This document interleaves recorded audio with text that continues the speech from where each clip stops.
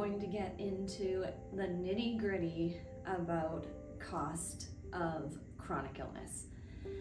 Not a fun topic to really face or talk about, but if you know me, then you know I love this saying that the ancient Greeks used to say, and they said this, they were in their golden era where, you know, they were scholarly and men and women were equal and they were living in harmony. So this is just before the Romans came in and took over. They had a saying called sapere aude, and I love it, and it means dare to know. So this way we can dive into this piece, which is often when you're really ill, you have a lot of anxiety going on, and so you don't even want to think about this part.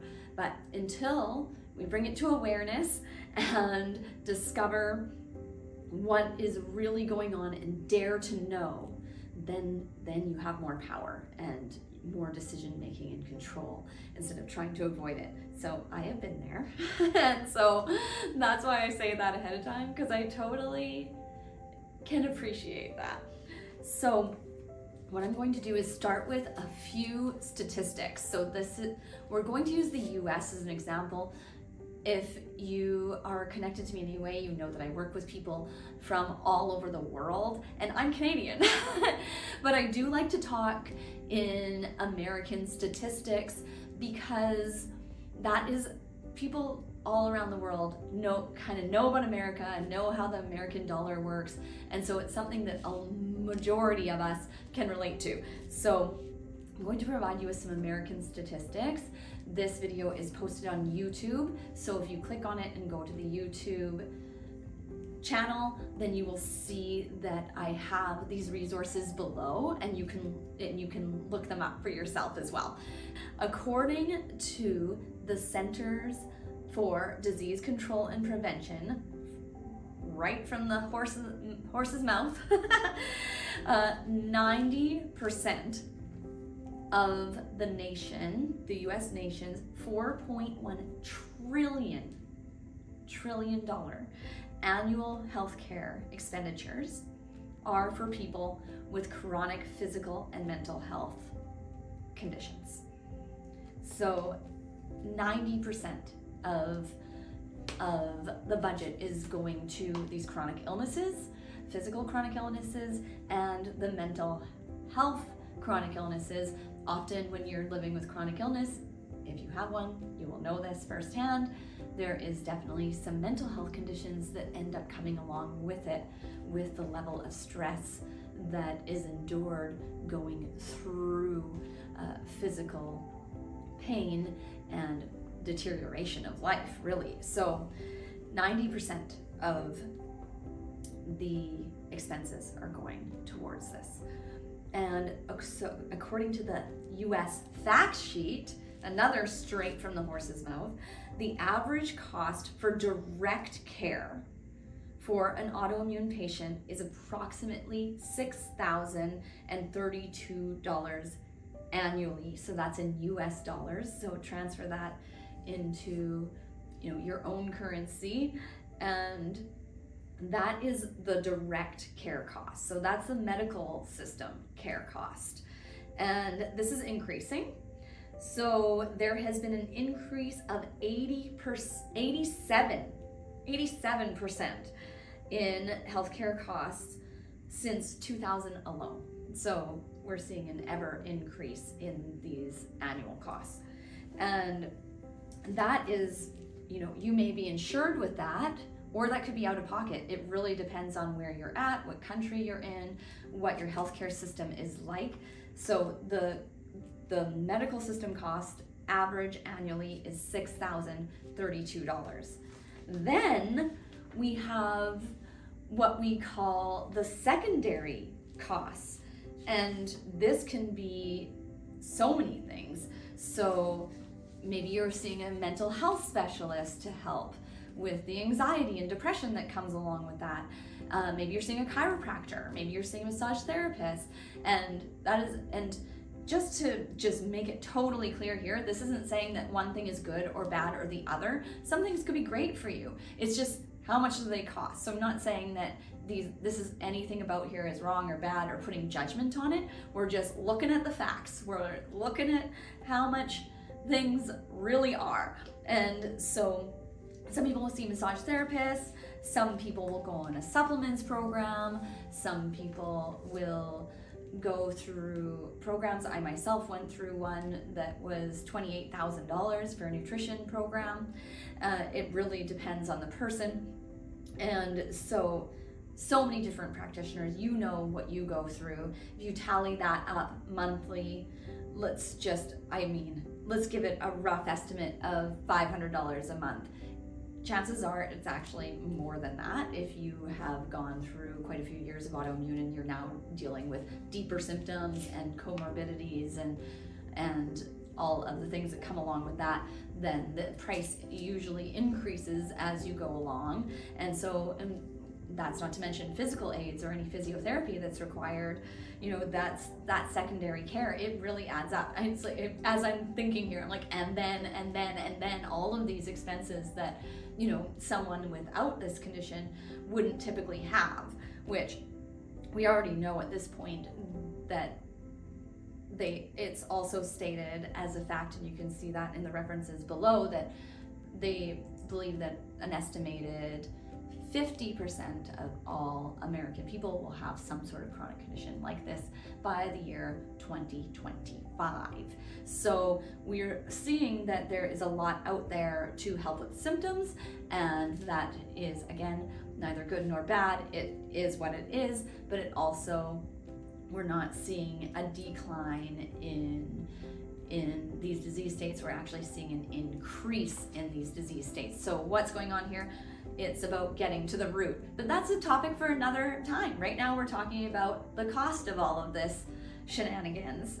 And so then we have another cost that can come up, which is either job loss or inability to work. Now this won't apply to all people. Some people, their vocation is in the home and supporting the home, which is an amazing vocation, and I definitely applaud people that live that life. So this may or may not apply to you. There is that job loss or inability to work, inability to even go and get a job and in a place that would be able to facilitate your needs with your condition. And this is super unfortunate because I find I only work with women with autoimmune at this point, but what I find is, I would say, I don't even want to say 99%. It's every person that I worked with. They've been these amazing, powerful human beings, just super intelligent, really good at what they're good at, super creative, kind to others, put others first, just these amazing people. And it's so unfortunate that they're taken out of opportunity to be part of the workforce because, wow, like just amazing souls. And so that's another cost that comes up, and well, that's hundreds of thousands to millions, depending on where your earning capacity is and what type of vocation you're in. And so, the cost here is so exponential when you add it up. I mean, even if we say the secondary care is costing $500 a month as well, and that's probably to put it lightly, and so then we're looking at $12,000 a year in care with at least $6,000 a year out of pocket, and then growing from there as things progress. So it's just really this tricky situation. And a lot of people here are watching this video. You might have Googled and found it, or you might be watching it because you are interested in being a participant in our program, the Power to Heal program. And the reason why I give all this information is to give some clarity when you're interested in coming into the program. And most people ask me right away, what's the cost? And I can't, and often people are like, I want to be in this so bad, but I just, I don't think I can afford it, and I'll wait until this happens or that happens. And it's really good to address, like, how much is this going to cost you over your lifetime in comparison to the investment in yourself, because that's what the Power to Heal program is. That's why we have such a stellar success rate in helping support people and educate them and give them the tools and skills so that they have the confidence and power to navigate their own health. That's what we do here, is teach you how to navigate your own health and support you in that, and being your own champion. And so it's an investment in yourself. And this may be the first time that you've considered something like this, where you're truly counting on you and investing in you. And I know that can be super scary, because I've walked that path. And so my own story with chronic illness costs, I had spent over $200,000 of my own money on my own health. That's just me going through the autoimmune journey, and I would have given anything to have someone like me be able to guide the way, and it would have helped save so much time, so much energy, and given me so many years of my life back where I was just stumbling through the dark. And that's why I became this person. That's why I became who I am today. I did not think I would be here teaching this. I was a entrepreneur and real estate investor, and that was my world, and I did really enjoy that. And now I'm here, and the reason why it works out so well is because I went through this experience of really investing in myself, and I kept doubling down and got to the point where it was over $200,000. And then on top of that too, going to school. I went to school and got a PhD in metaphysics, so I could understand the basic nature of things, like how is this working? Why is it this way in our bodies? And then on top of that, going and getting an applied psychology. That was so I could understand and articulate the mind-body connection and why this is all working. So the reason I tell you all of this is because I was the one that walked the path. I went ahead and walked the path, and now I've walked the path with so many people. And one thing I know for sure is when you are ready to make a change and heal, you have to move from the investment of I'm investing in someone else healing me to I'm investing in me. I'm investing in myself. And that's what this is for. And I really do hope that no matter what, that's what you do. No matter what, whether we work together or something else goes click for you, be willing to invest in yourself. And when you start doing that and you change your mindset to that, instead of out there, and it's not that you don't use the tools out there, some of them are great and they come your way and they're meant to be. It's how do I come in from the inside out? It's investing in yourself, counting on you, putting your money on you. And we live in a paradigm where that's our form of energy exchange right now. Every relationship must be mutually beneficial in some way. And when you look at your different relationships, the ones that feel good are usually mutually beneficial, and the ones that don't are usually one-sided. And so that's why it's so important that there's a mutually beneficial relationship. And when you invest in you, that's what you create. And we live in a paradigm where that happens through money. We still live there. And when we don't, well, then we'll cross that bridge, and that will be a fun bridge to cross over into.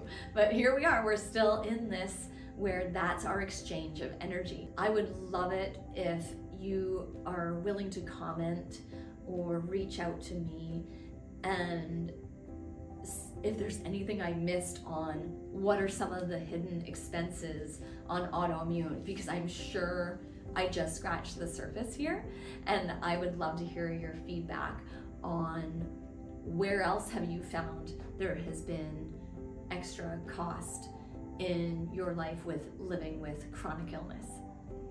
thank you so much for being here with me, and I will look forward to getting to know you. If you are a woman living with autoimmune, then I know we're kindred spirits, because it's one of those things, it takes one to know one to really know what it's like to live in that body, to live in that world, and to go through all of these experiences.